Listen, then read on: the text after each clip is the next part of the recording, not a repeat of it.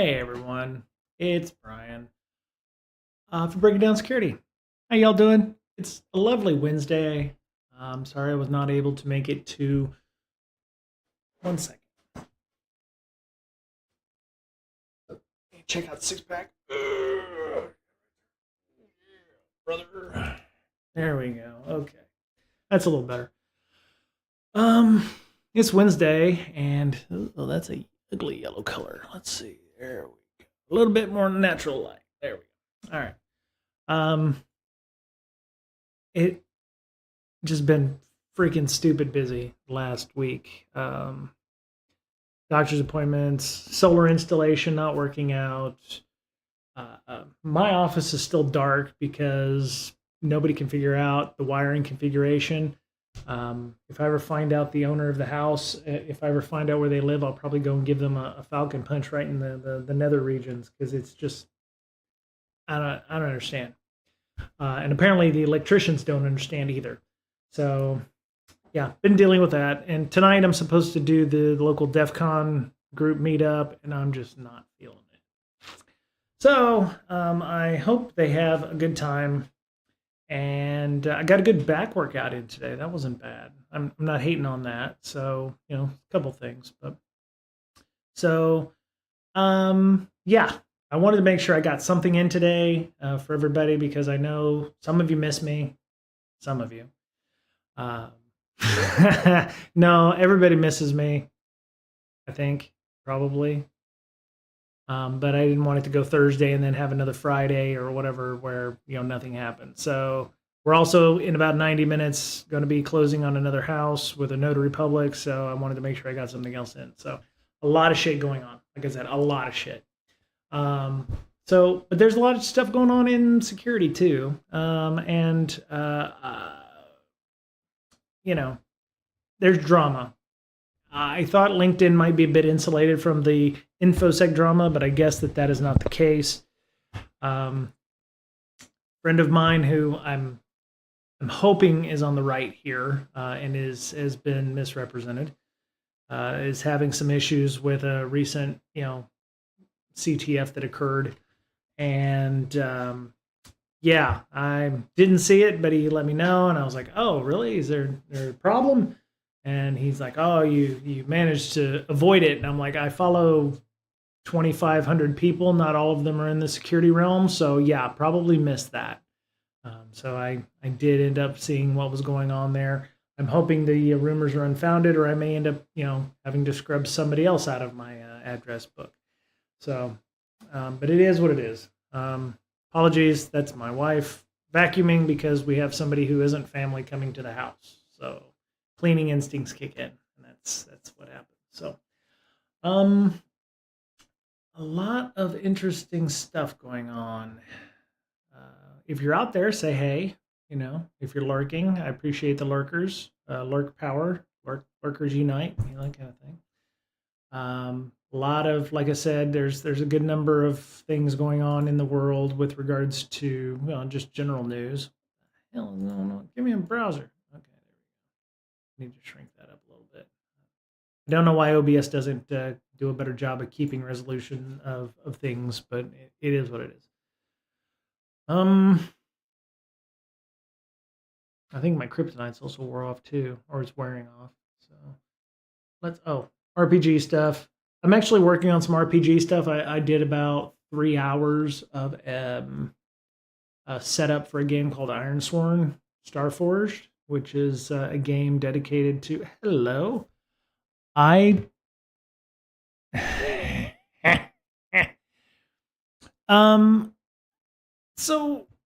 welcome IT professional. It has something to do with one of the CTFs that's going on. I really don't want to divulge which CTF necessarily. I do hold this person in high esteem, but I just don't want to get involved in the drama, to be honest. So it's going to play out one way or another.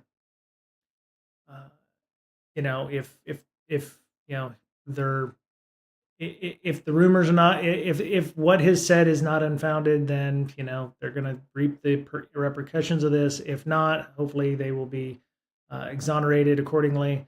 And so I want to hope that the I want to wish that it's going to be settled in an amicable way, but that's not going to ever happen in infosec. So it just is what it is. So I'm not gonna go any further than that. I'm just sad that we're seeing that drama, and that I'm not immune to seeing it, and LinkedIn is being used in that way, which I always assumed was somewhat semi-professional. So since the death of infosec Twitter, people have had to go other places, and I'm leaning more towards LinkedIn, only because it's got a bit more freedom. It has blocking mechanisms, and it has those things. So, anywho, yeah, no, I appreciate that, IT professional. Thank you so much. And glad you're here. Glad you're, you don't have to lurk. I appreciate everybody coming in and hanging out. Any questions you might have or anything like that, glad you're here. So, I only assume I have lurkers because my Twitch stats say I have one viewer, and I'm assuming it's the same chat bot that doesn't say anything every time. So yeah, it happens. So let me see some news that has happened. Oh, somebody posted up some. Let me see, 2048 RSA key cracked. Yeah. So according to this, according to Slashdot, there it is. Oh, this is the only article. Is this it? Okay, so Tom's Hardware. Somebody claims to have broken 2048 bit encryption key, RSA encryption key. So again, claims. Claims must be substantiated, must be verified, must be backed up. This person says that a commercial smartphone or a Linux computer can crack this. I don't know Dr. Ed Jerk, J, maybe this GE is a J, so that's an unfortunate last name if Jerk is actually a last name there. I'm going to say Garrick. We're going to go Garrick. On that, and not Jerk. Dr. Jerk is, that's bad. It's Garrick. We'll go with Garrick. So the claim. So even Tom's Hardware says the claim seems spurious. Some of the things mentioned in the LinkedIn article, which again is a problem. Evidence of QC techniques, some quantum computing techniques, and others compared with our version of QC has been hidden for 2,500 years since Pythagoras.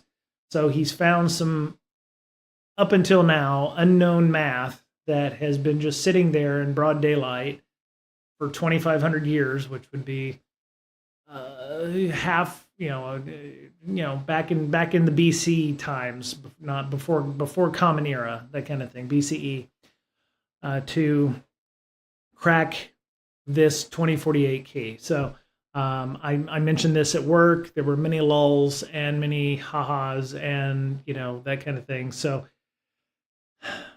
a cell phone arguably isn't as powerful as a supercomputer, and you would think any supercomputers out there would have already cracked this had this had been the case. Because I love me some Pixel, but it ain't that powerful, yo.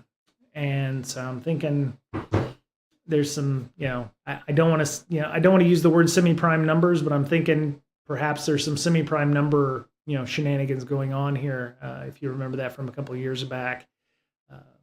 And so they say a humble cell phone can crack the strongest RSA keys. They make clear that no cryogenics or special materials were used in the feat. So there's Bank Info Security reached out to Dr. Garrick to get some more detailed information. There's an abstract of the upcoming paper, so let's go look at that one. We factored numbers with more than 10 to 1,000 decimal digits, and the capital cost was less than $1,000. Now, I can believe factoring with a cost of less than $1,000. That doesn't say does it say how long it took to do? Because for $1,000, yeah, you could do it, but it'll take you 12 years or something to factor from 10 to 1,000 digits. Um, and then all computations were done in a commercial cell phone or a commercial Linux desktop as our QC devices, opening the user market to many industries and to prove the point no cryogenics or special materials were used. Yeah, I'm waiting for this to come out. You know, we'll see. Science is a harsh mistress. Hopefully, people will figure this out fairly quickly, that whether or not this is legit or a charlatan, and we'll figure out what's up. But at some point, yes, things like RSA and all these encryption schemes are going to be broken. I mean, if we didn't have increases in computing power, we would still be using MD2 and MD5 hashes with no problems. Right now AES is still pretty okay, but at some point AES 256 will go away, and we'll have to use whatever new versions of things that are out there. Or SHA-1 has already been seen to have some collisions and has been proven several years ago to have hash collisions on it. So SHA-2, SHA-3, those are the new hotness. SHA-3 is the new hotness, actually. And as quantum computers get more powerful, larger hashing algorithms will happen, or we'll need things that are so process intensive that it takes a quantum computer a long time to complete. So I'm not a math person, so I don't understand the underlying. I understand hash good, larger hash is good, certain hash is good. Don't use this hash, bad. There's some math involved. I mean, if you go to Wikipedia, they give you the basic idea of hashing, and crypto's very similar. You're going to have different functions that are used, and there's some jiggery pokery and some algorithms that do these things. It's there's a lot of math involved when you start getting into things like hashing and efficiency and all these things. So I'm looking forward to, hey, Digital Warhead, hey. I still can't get over my lower thirds that I found online. I love that stuff so much. Yeah. Yeah, good times.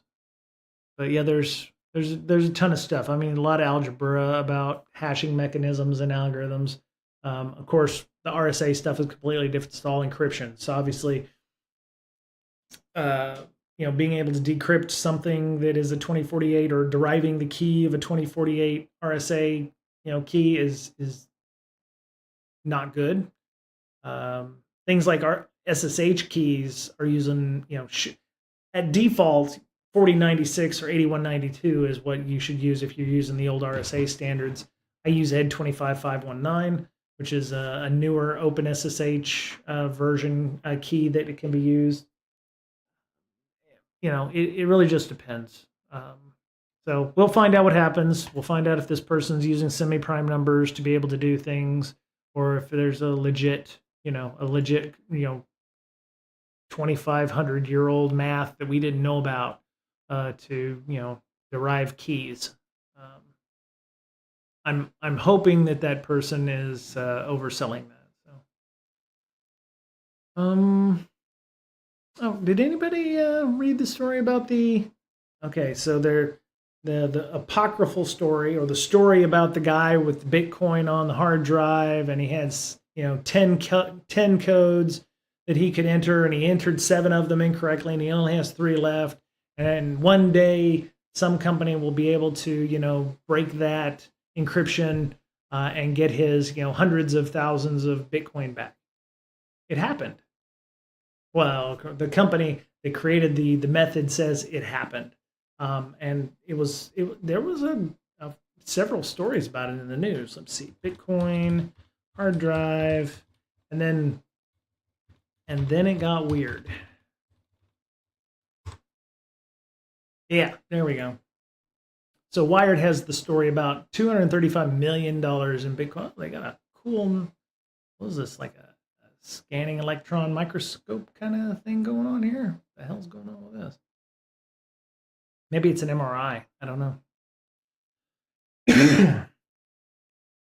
So, um, uh, hacker called Tom Smith, sent me a message, query voltage recurrence. So the reporter had sent them an encrypted thumb drive from IronKey, the S200 in this case, to crack the system on there. So the reporter sent this to this hacker with a nonsensical text message.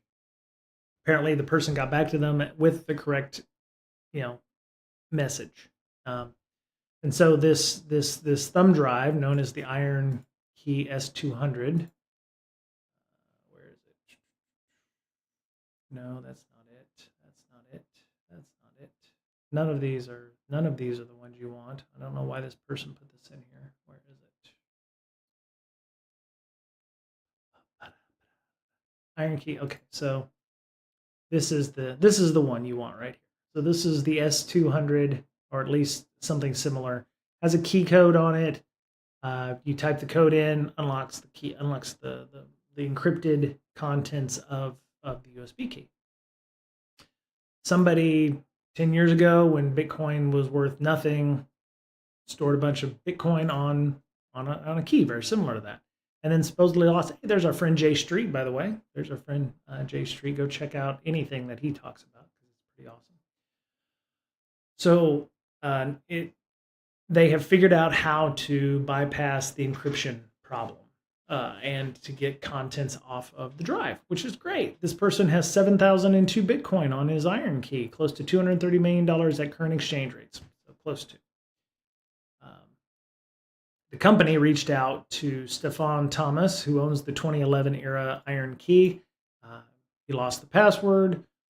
The company reached out and said, "Hey, we can crack your password." And Stefan's like, "Yeah, no, I can't have you do that. I've got two other companies that are currently working on it, and apparently they've." Yeah, I love J Street. Yeah, if you ever have a chance to go and talk to him or anything, check him out because he's pretty awesome, good person. And I don't hero worship, but he is good guy. So, um, it's a long form article, and you should definitely take a read on it if you haven't already, about some weirdness that's going on. So, he said Thomas had already made a handshake deal with two other cracking teams a year earlier. In an effort to prevent the two teams from competing, he offered each a portion of the proceeds if either one could unlock the drive, and remains committed to those teams. So a third team comes in and says, "Yeah, we can do it. Here's how we did it," or here's the tools we can use to do it. And he's like, "Yeah, I've already got exclusivity with these two teams. Maybe you could, go in as a subcontractor with one of these other teams." And this company that is saying they've solved the problem is like, "Yeah, we're not going to share our IP with those teams. They can go pack sand." And so, it holds potentially one of the most valuable lock picking tools in cryptocurrency world, but with no lock to pick. So I don't know if they want to say they've, I hope they didn't spend, blow their whole wad of cash on trying to break the Iron Key. Hopefully they've got other shit that they're working on that it's makes it more makes it more possible for them to. Oh, I am just blasting people out. I apologize for that.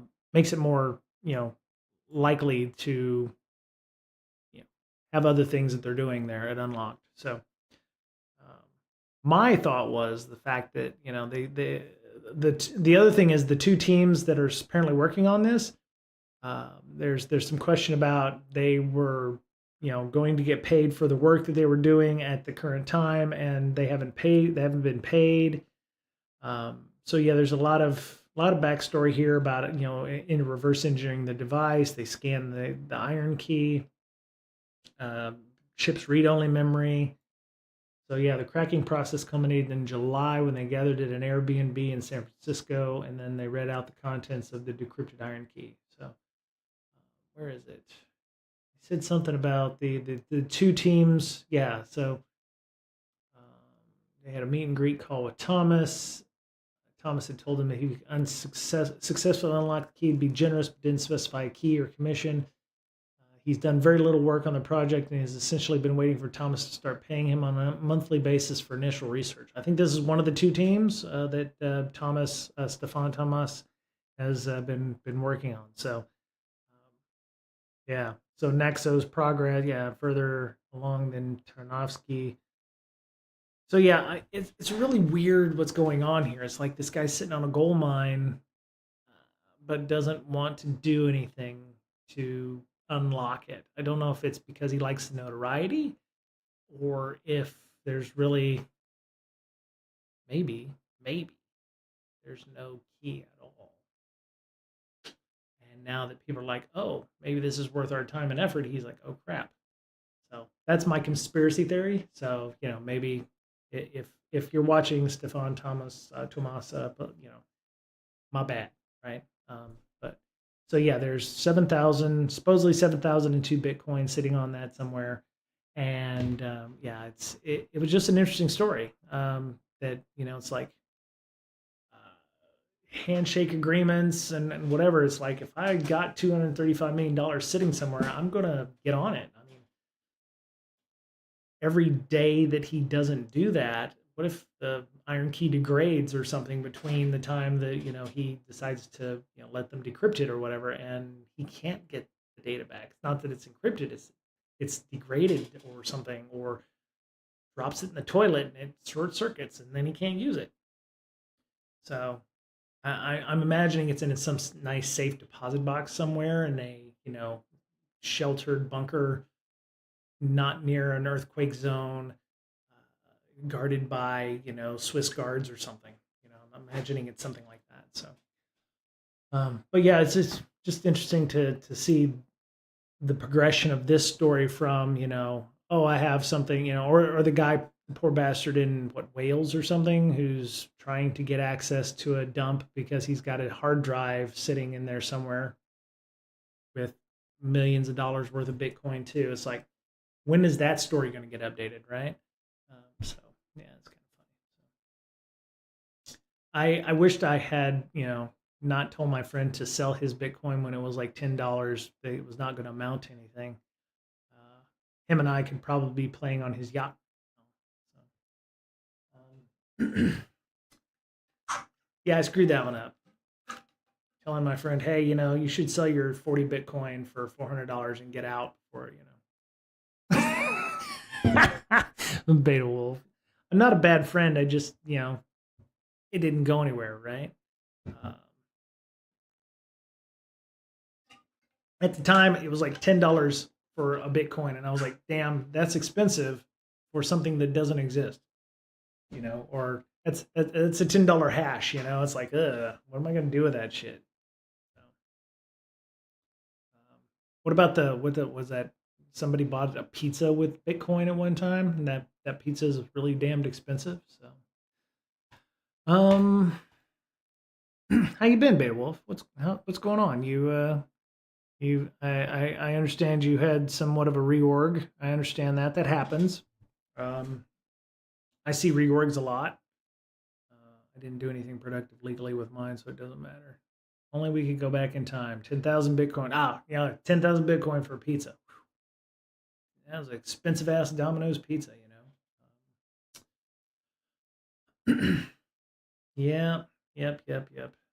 Oh, so okay, so 22518 CVE, which is I've been busy. Reorg is interesting. Just stopped all projects. I'm working on other things, trying to keep busy. That's good. Yeah, you almost yeah, the friend of mine just texted me and is like, yeah, I've been laid off my company. I was like, holy shit, you know. Um, don't know how or why, but the market is so volatile right now. It's like I worry about my friends. Obviously, I've got friends who are laid off and looking for a job, but I was like, man, I'm just so happy, so happy that I currently have a position, because I wouldn't want to try to figure out what people are looking for in this environment. As a matter of fact, I got a LinkedIn today.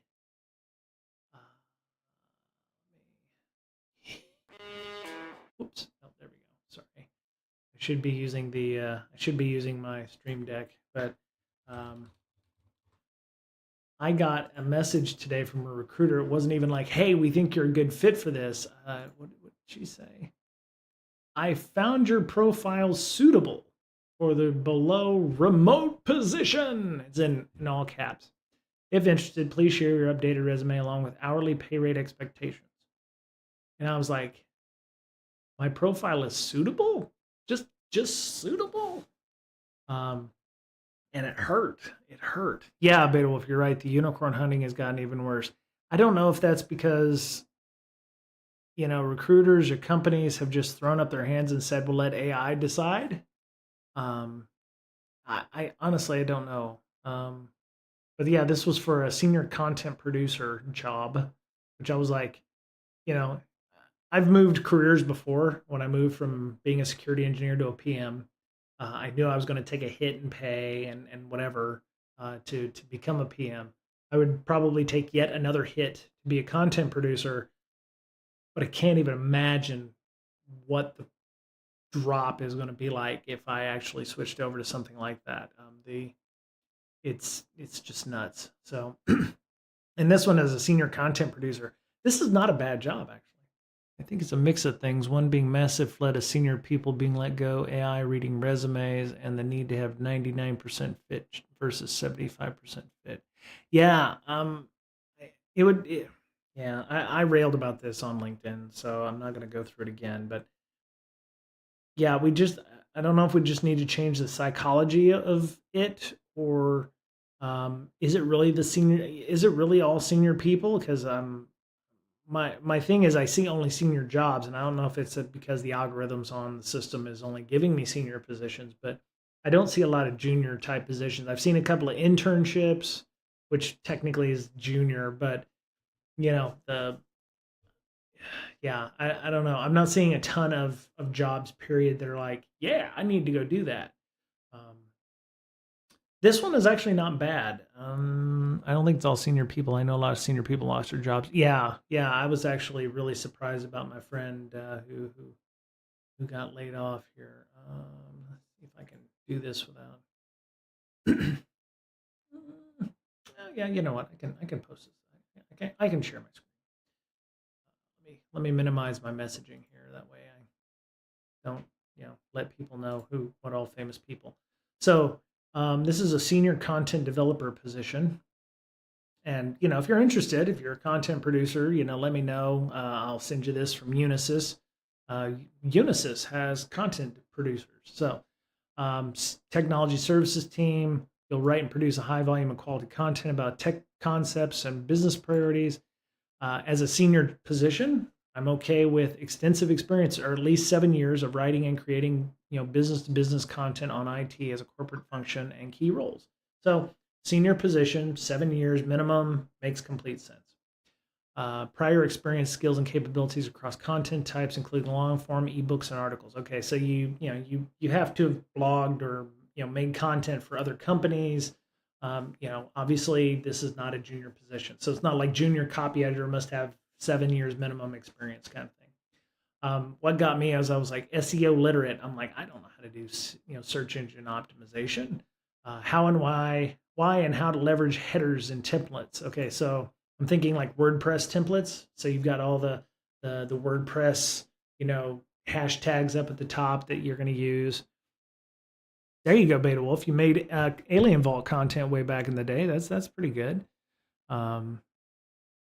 Hey, Beta Wolf, post that link up in chat if you want for the Zero to Hero Python course. Oh no, you finished it out. I thought you were made a Zero to Hero Python course. Okay, that's cool.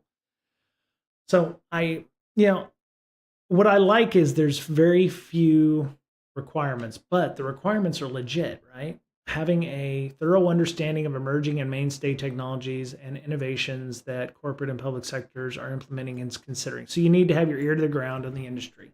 I have no problem with that. As a senior producer of content, you should know that. You're going to be in the industry from IT or security, so you should understand those kinds of things. This was great. It was nice and short. I didn't hate that. Okay, experience with Workfront CMS. Okay, so Workfront. I don't know Workfront. I assumed WordPress, but Workfront. Um, SEO literate, self starter. Okay, great. Yeah, you're gonna commit to deadlines and be able to work independently with oversight from content manager. So yeah, there's you've got a content manager you're gonna respond to. So I loved this. It was short and to the point. Three bullets on each one, and if you know a little bit of SEO, know a little bit of hashtags, you know how to format the templates in Workfront or some similar content management system, you could get this job. Now, it says along with hourly pay rate. So I don't know if that's a full-time job or a part-time job. I didn't follow up with this because I was like, can't even imagine what a senior content producer, what are you getting paid by the word? What is the hourly pay rate expectation? Right now I'm making roughly 80 an hour, right? And I don't think a content producer at the senior level is going to be making even that, which is sad.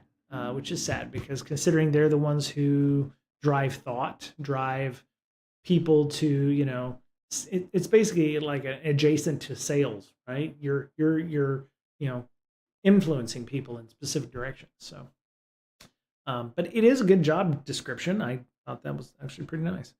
So yeah, good stuff.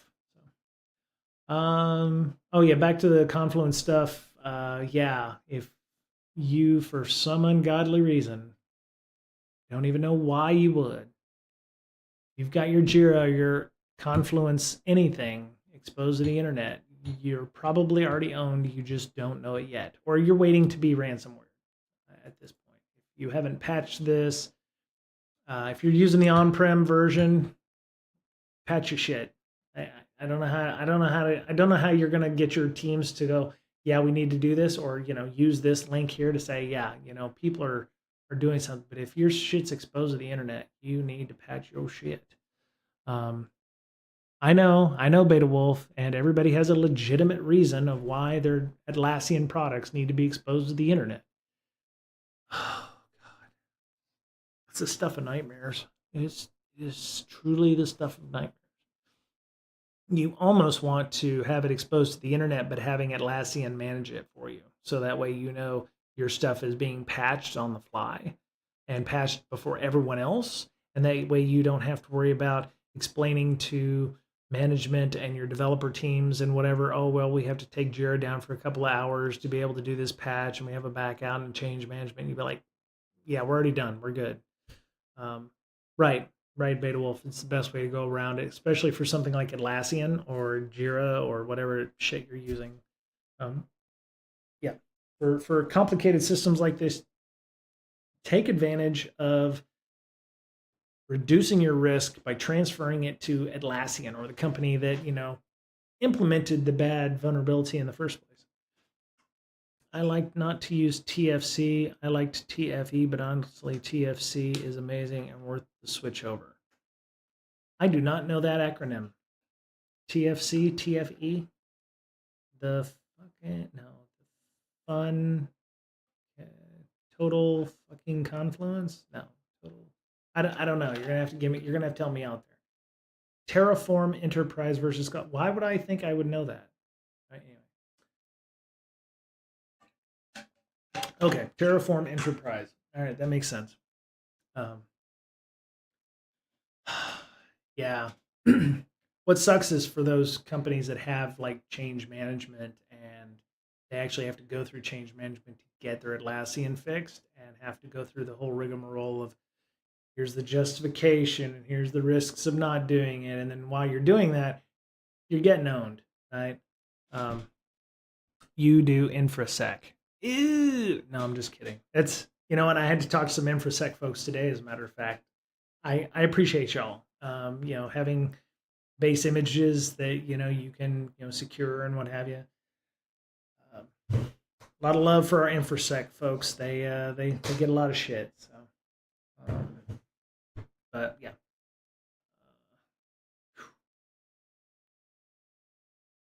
I touch all the clouds. Okay. I'm imagining you're like, there's going to be a statue of you reaching up to the sky one day, Beta Wolf, where it's like, I'm touching the sky. I'm touching the clouds. So let's see.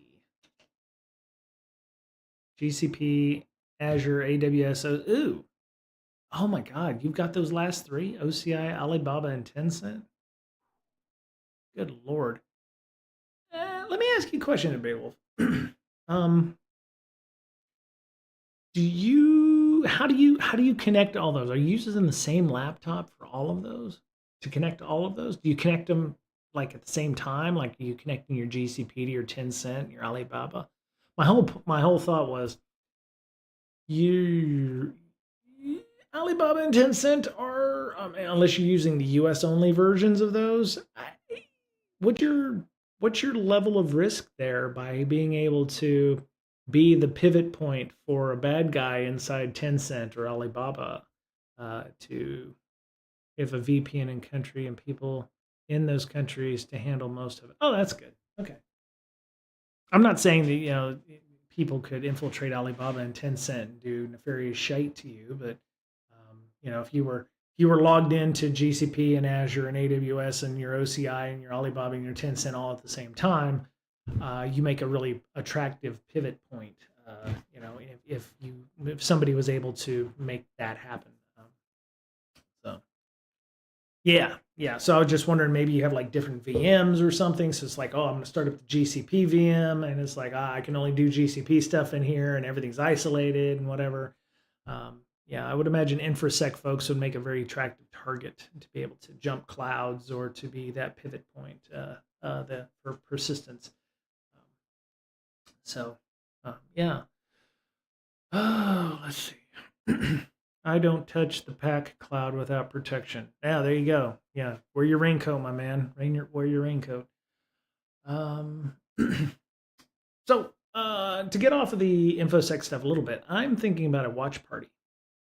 Holidays are coming up. For some people, holidays are awful and stressful and not fun. But I wanted to watch a movie or something, as sometime in the next few weeks. I've always been a fan of Nightmare Before Christmas, so I thought about maybe doing a watch party for Nightmare Before Christmas. I don't know if our lurkers and our 6 actual viewers are interested in doing something like that, but I thought one day I'll just start up an Amazon Prime watch party of Nightmare Before Christmas, and we'll just sit here and watch it, and we'll sing the songs and whatever, because it's really one of the few Christmas/Halloween, ones that I like. I've always liked it as good. But I'm also, willing to take other ideas. There's a ton of other movies. Elf is one that haven't seen in forever, I guess. That might be fun to watch. I don't, uh, there's also Christmas Story. There's a ton of them. But I thought, oh, maybe we could do something as a group, sit down, through the Discord or through the stream here, and kind of, have a watch party with a nice 2-hour movie or something. Get some popcorn, wear festive hats or not, whatever. But I've always loved Nightmare Before Christmas, so just keep that in the back of your minds. If you have any thoughts or you'd like to, have some input on that, Discord's available. I would love to have you, mention on the Discord, where, if you want to join, where. No, oh, there he goes. Okay. But I thought, well, Twitch viewers like to do watch parties of that stuff, and I was like, hey, we could do something like that. And then, to appease the strictly infosec people, we could watch Hackers or something,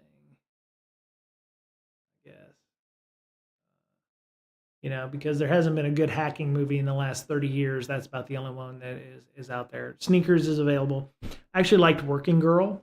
I actually have mentioned this one several times. Working Girl, prime example of insider threat, and assuming your boss's role to yeah. Ultimately, she was trying to do good, but she's still an insider threat. Technology wasn't such that you could. Mr. that one's more episodic. I would like to just be done with that. Um, uh, we can maybe, if there's an episode we could watch and then have a synopsis or something, Digital Warhead, I wouldn't be against it. Who's That Girl? So good. Okay. Who's That Girl? Is that the one with Amanda Bynes? I forget. Who's that? Who's that?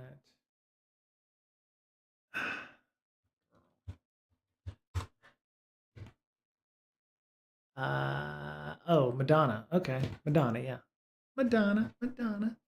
Birdcage would be a fun one too. I like watching Birdcage. Wow. Okay. Free with Amazon Prime membership. Yeah. I want to say yeah. I want to say Nightmare Before Christmas is too, but I actually own that one. I've owned the digital version for a long time. But yeah, well, we'd have to do the watch party proper. I'd have to go and get it on Amazon Prime, and there's a QR code, and everybody would have to join it, and whatever. The last thing I want to do is be taken offline because my ones of people would miss me. So sorry, viewer, if you just showed up. We do security stuff. Hopefully, you'll catch the VOD or whatever.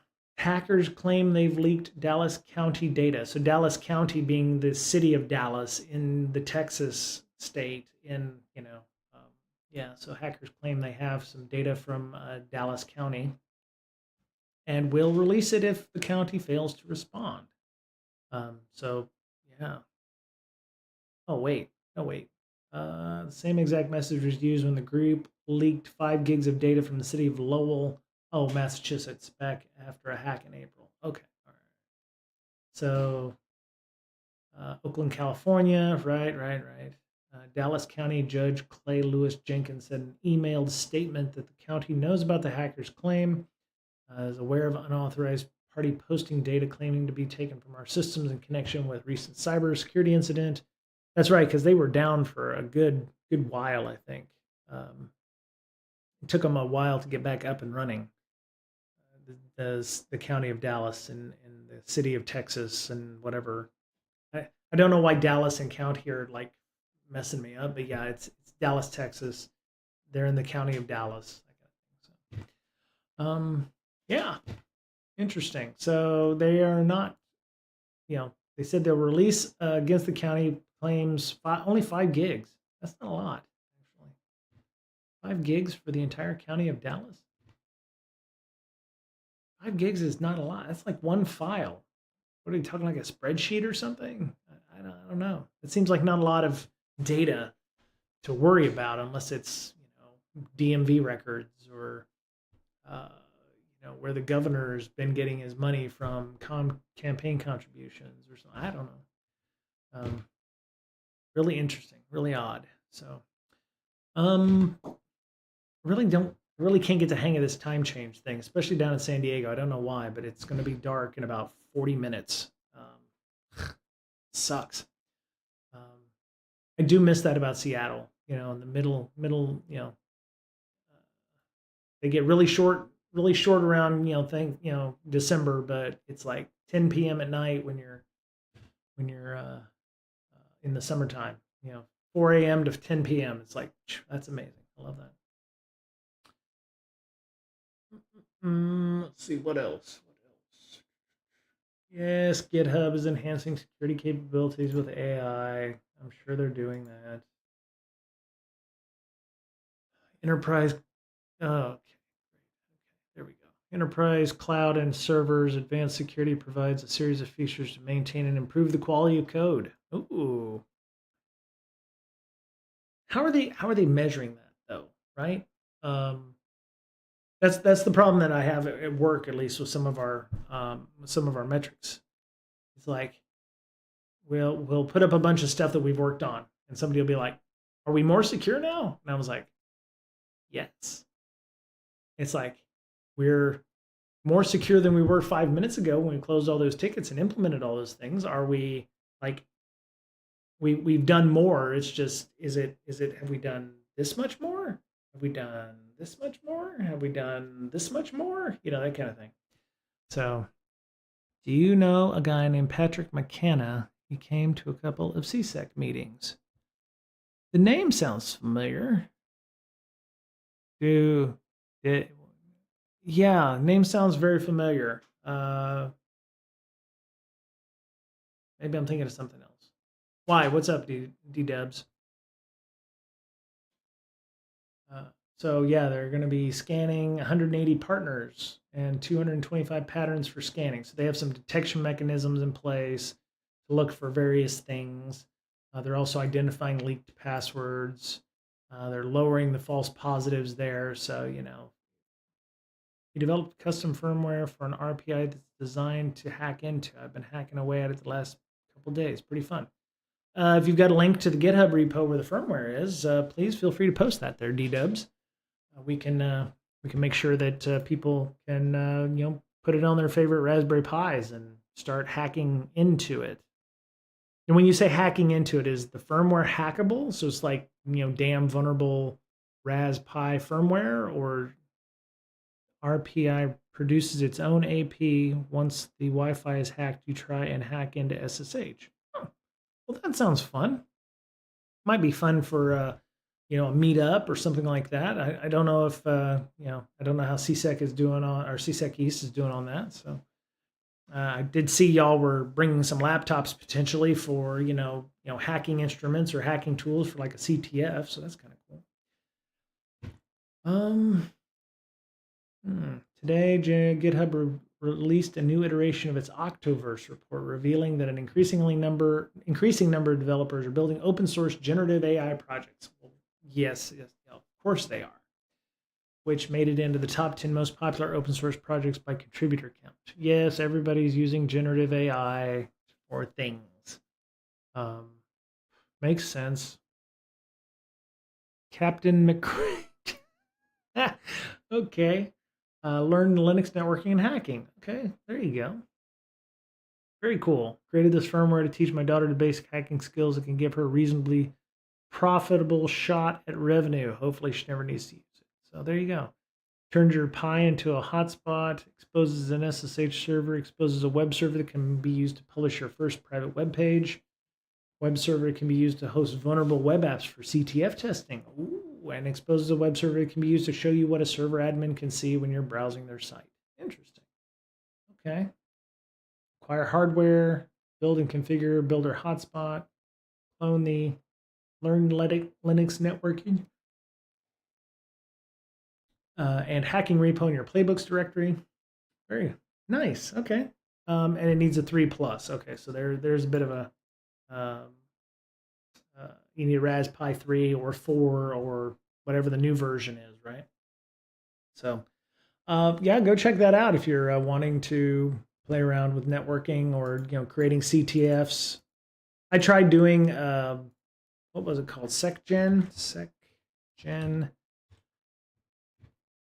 Yeah, I tried to create VMs for the last infosec campout that we did using this, and it didn't work so well.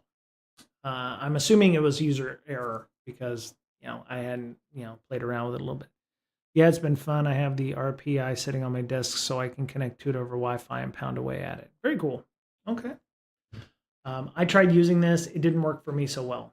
I'm assuming that's because I screwed something up, or some of the build environment was not at the certain library levels that it was asking for, or something. And I spent so much time trying to make it work, I just kind of gave up because I was like, I'm spending a lot of time for something that people may not actually do, which, given the amount of time I spent working on setting up a LAN server for the games that occurred at the event, I wasted a lot of time on that because I think it lasted all of about 2.5 hours. And then everybody was like, yep, we're done. I was like, so, next year I'll just bring cornhole and everybody can just throw bean bags at a hole in the ground for hours and hours and hours. So, but yeah, so yeah, go check that out. If you got a spare Raspberry Pi around somewhere, go grab this. Link is in the chat. Thanks, D-Dubs. And yeah. So yeah, everybody's leveraging LLMs and AI to do things, which makes sense. I don't make the names. digital. I, I don't make the names. The fact that there's an international cornhole federation or whatever, and they televise the games on ESPN is nuts. Um, and those people are. It's like, why didn't horseshoes take off? It's the same shit, except you've got a pole and you've got a big horseshoe, and you're tossing that. I guess the cornhole is probably a safer option. Like if you bean somebody with a beanbag, it hurts less than hitting somebody with a freaking horseshoe. Um, Basically, he made a boot to root system. Oh, okay. Um, yeah. Very cool. Okay. And then there's always VulnHub. Yes, I could have done VulnHub. My concern there was being able to set up all of those systems. And yes, I love me some boot to roots. Actually, I was using VulnHub back when I was working on. I think when we first started the stream here, I did some of the Keyoptrix ones, which the idea was to kind of follow along the learning track for your OSCP or something like that. And there were several how-to blog posts out there that would take various VulnHub VMs and set that up, because I actually figured out how to fix Keyoptrix to work in VMware, because you had to delete the networking out of the stack to be able to re-enable it. So horseshoes are too heavy for millennials. Oh, D Dubs, your boomerishness is showing there, sir. Um, I sucked at horseshoes back in the day. My parents and family, we would get together in Missouri actually, and toss horseshoes for hours, hours. I don't know who won. I don't know if there was a point system or whatever, but they would just toss them. Missouri, yes, people do call it misery from time to time. A virtual LAN with DHCP on VirtualBox to ensure the VulnHub boxes don't have internet access, but I can still connect to them in VirtualBox. Yeah, um, yeah, I was using VMware. Millennials. I am at the end of Gen X, being born in '79, and I'm in that happy time between '79 to '84 where I didn't grow up with the internet, but I grew up with the internet in high school and can use both equally well. So I'm in that happy technology place where I was able to embrace the internet, but I wasn't old enough to not go, "Hey, you damned internet kids, nerd." Exactly, there, Beta Wolf. Exactly. Let's see what else. What else? Anybody have anything? 84. Oh yeah, very start of the millennials. Okay.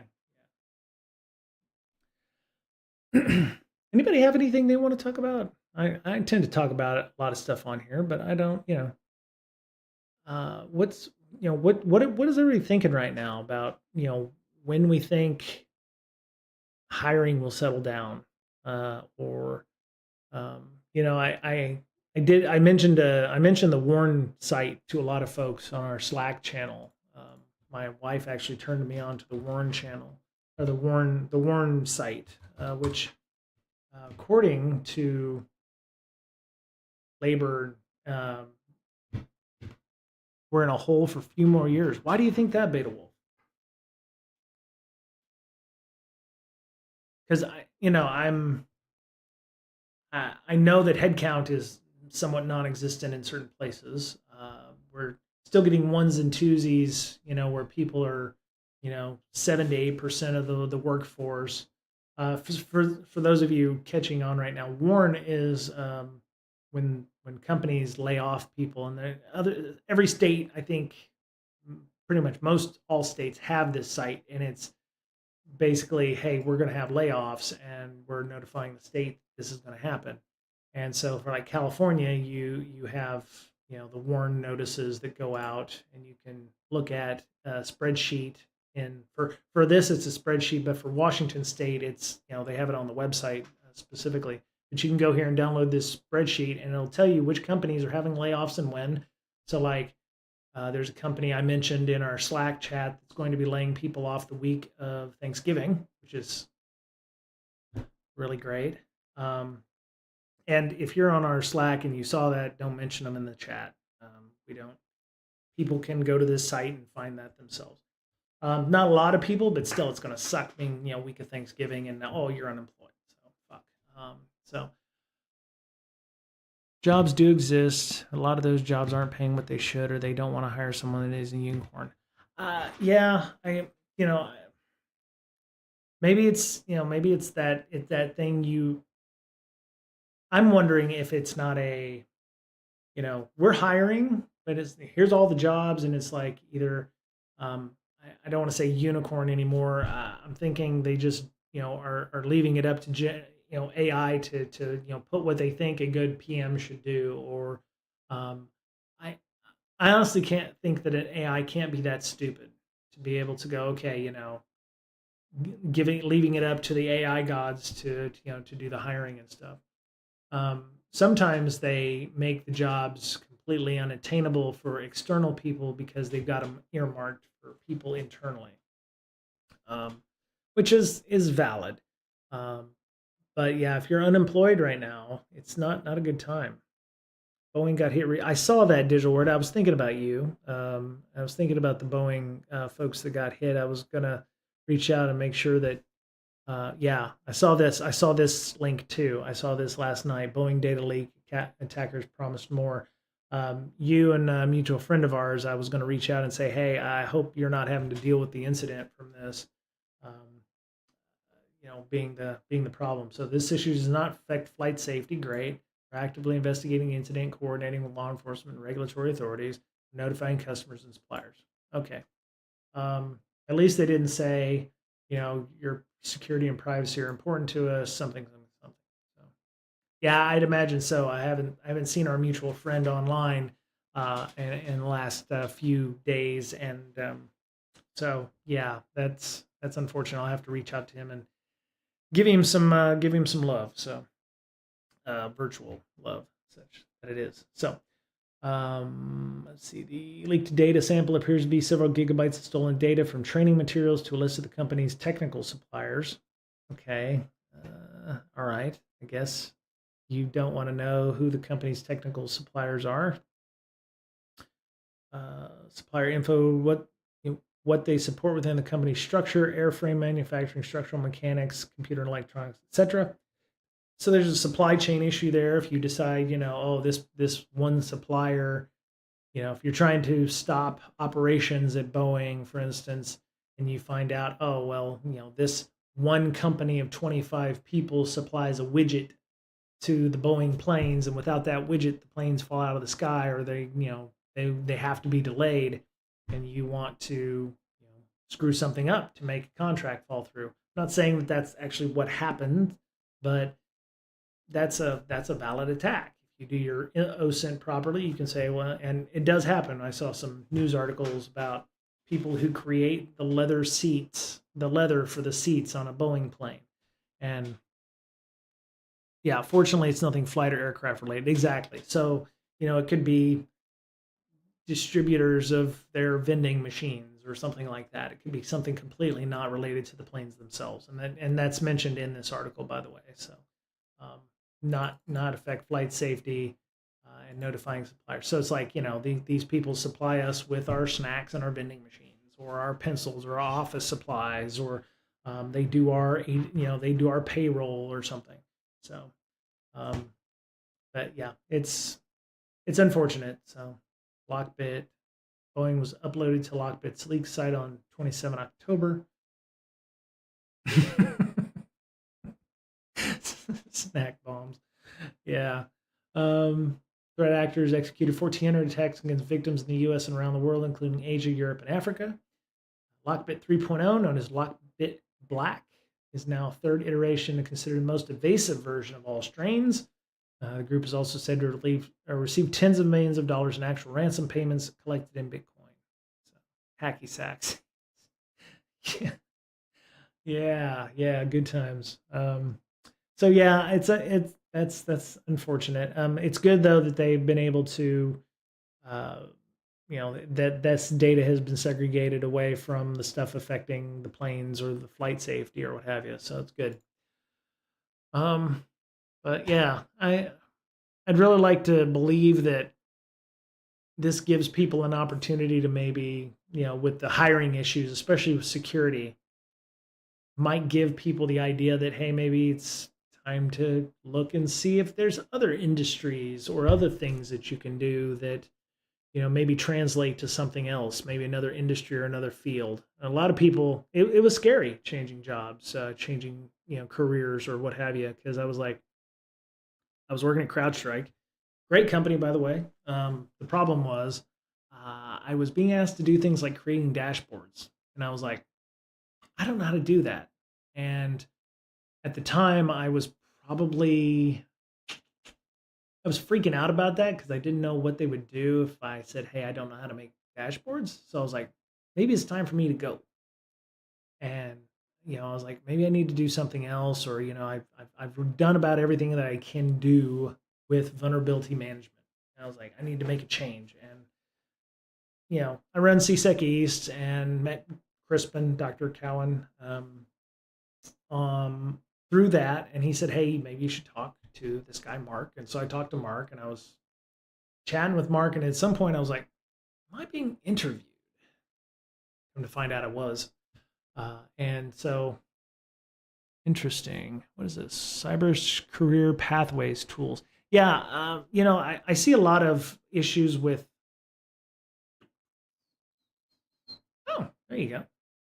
I see the same thing happen with folks getting out of the military. It's like, how do you take a job like weather observer if you don't want to do weather observer, because they pay crap in the civilian world. I'll tell you right now. I'm on a couple of orographers mate or Navy weather pages, and they advertise these jobs, and they're like, "Oh yeah, for $15 an hour, you can spend 8 hours a day sitting here, taking weather observations, and oh, some overtime may be required, and you may need to work weekends, and there's a Panama shift, so every 2 weeks you're shifting, night to day or day to night." And I was like, "Yeah, that's hot garbage for $15 an hour, plus overtime." Uh, And so, yeah, finding ways to take your job in the military, at least, they did a poor job of this 20 years ago. Hopefully, it's better. But it's like now, it's like how do you make that job work for civilian sector? How does it translate? And I think that we have the same problem in jobs like security, where it's like we need to say, okay, what else can we do? What have we done that isn't security related? Because we do a lot of stuff. We have a lot of hats, and trying to get that to a different org or like different industry experience. So like, I spent 5 years dealing with, you know, securing, corporate networks, and I also did this, and I've had this in previous life, and being able to, understand, oh, this is, oh, oh, it's interactive there. Look at that. Just use Canvas AI. I have a stupid interview at a marketing firm tomorrow morning. Age of Music. They want a 5-minute presentation on marketing, so I'm going to explain how to leverage OSINT for B2B. 100% Age of Music. Look at you. Yes, yes, yes, yes. They probably have algorithms that do a lot of that, but having that experience to go, okay, who's going to click on this ad, or that makes 100%. Yes, yes, do that. Do that. You're going to make those connections between businesses, or different times of year, or weather. Poor weather is going to cause things like crops to be bad, or know who your customer is and market directly to them. Exactly. Good job. Good luck, Age of Music. I hope you. It's not a stupid interview if you can explain that. 5 minutes is, I would say, not a lot. It's going to be like an elevator pitch, but make sure your slides are on fleek, and I hope you have a good interview experience. Let me know how that went on Friday if when I'm on, and we'll talk about that. But yeah, so you got cyber defense infrastructure support specialist. That's a lot of words. Network operations specialist, testing. Yeah, security can go very quickly into like a QA position as a QA manager or something like that, because a lot of what I do at work is verifying that fixes were put in, or following specific testing and guidelines for verifying fixes. Red team, QA, I always said should be an extension of security, but it can be the other way around. Um, do I have to install that, or is that on my box? Oh no, not MS Paint. Oh, I would at least do Google Slides and then export it to a PDF or something. That way, it looks somewhat more. I don't want to say somewhat more professional, but if you, uh, no, no, no, no, no, it's not stick figures and hand puppets and shit. But I was like, put it into Google Slides or something like that, and then you can export as a PDF. Somebody, no, you actually want to get the job, right? Age of Music. Yeah, don't use Comic Sans. Yeah, wing dings all over the place and cat memes. I don't. Marketing people maybe don't understand the memes inside of slides. I think that's the one thing I would miss about infosec. I don't. You go to a professional conference for like PMs or something, you're probably not going to see a lot of cat memes and things. And MS Paint shows class and expertise. I've heard that they're actually upgrading MS Paint to include things like AI in it. I know.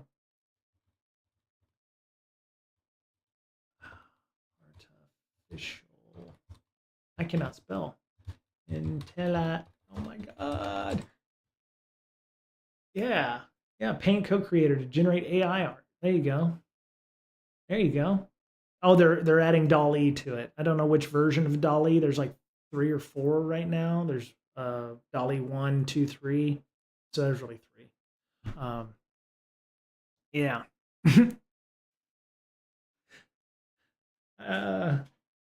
All right, D Dubs. Have a good night. I'm gonna have to head out here too because I got to get ready for this Notary Public. But hope everything's going well with you.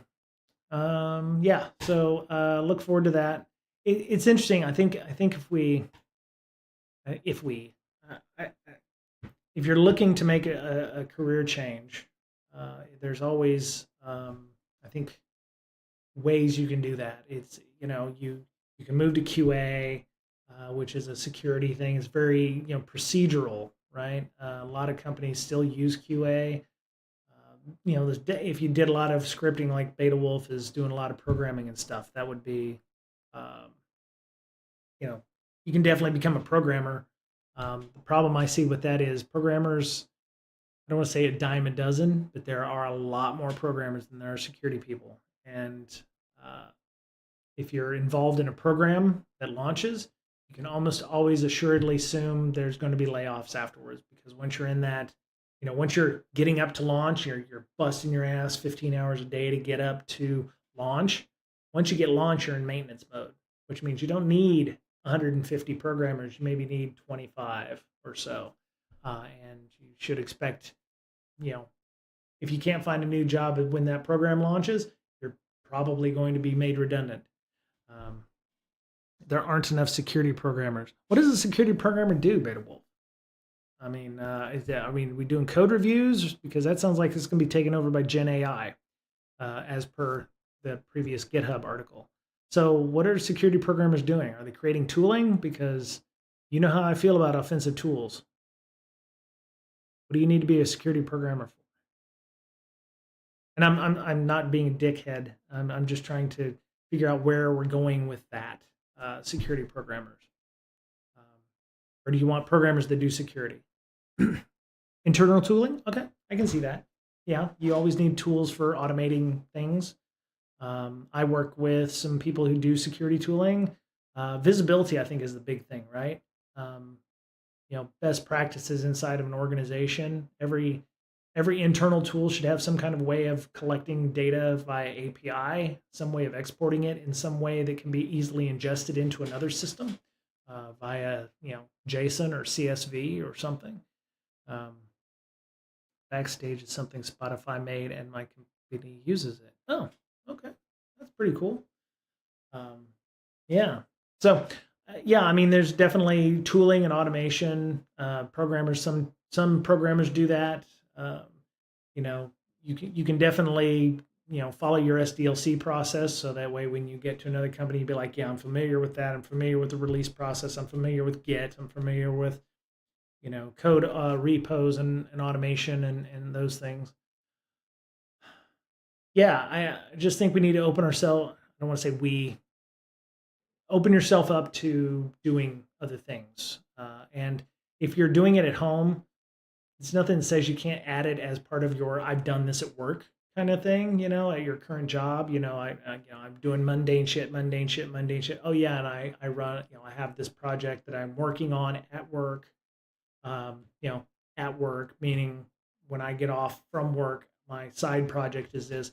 I've added side gigs or things like things that I would do on the side to things I do at my current job. If I can translate that into something that might plausibly be working at my current job, so because a lot of times they don't care about your side gig, right? But if you can include it and make it part of the gig that you were working at previously, it does lend itself a little weight. So um, don't ask what backstage is. I'm still wondering what. Oh yeah, yeah. Okay. Um, I don't want to do any more news because everything is about malware, and I really want to try to see if we can figure out ways to find good news in security, and I don't know if that actually exists. So yeah, it's all sad news. You've got major outages here. Here's an outage for AI systems. I mean, there's Microsoft Authenticator. Well, this is kind of good news. Suppresses suspicious MFA notifications. So, if you use a Microsoft Authenticator, there's some good stuff there. Preventing attacks relying on MFA fatigue. That might be nice. I could definitely see that unless you're sitting at your work computer. There's things you can do for like Windows if you've got Bluetooth on your machine and you've tied Windows Phone to your system. If you're close enough to the computer, it will treat it like a passkey or something and log in.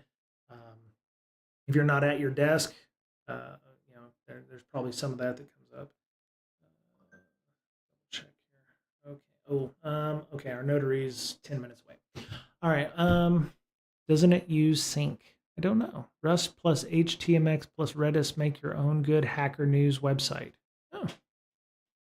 Hacker News website. Yeah, there's can you run Hacker News locally? Yeah, there's so many, like Mastodon has so many of those decentralized Fediverse things that you can do. Like you can create a libsyn clone in that as well. So, but yeah, so yeah, I'm gonna have to go because I've got about 10 minutes until our notary gets here. Thankfully, there's not a lot of documents we're gonna have to sign. And yeah, so hopefully we'll be on Friday. Tomorrow I have to actually go into an office, but it's an on-site, so I get to meet some of the people I actually work with, which is nice. Normally when I go into the office here in San Diego, I'm just talking with people in the UK and Germany and what have you. Hey operator, how you doing? Beta Wolf, what app adds new privacy features to protect? I'm okay with it. I'm only 10 minutes away. If it was like Seattle, it would take me 45 minutes just to get in the office, and I would beg off on that kind of stuff anyway. So, well, Security Weekly's on. Let's go read Security Weekly. Go find out what they're drinking. So anyway, I'll be back on Friday. Hopefully we'll do a little bit of Rust, get back into that, and hope everyone has a good rest of their week, and we'll see you all soon. Bye.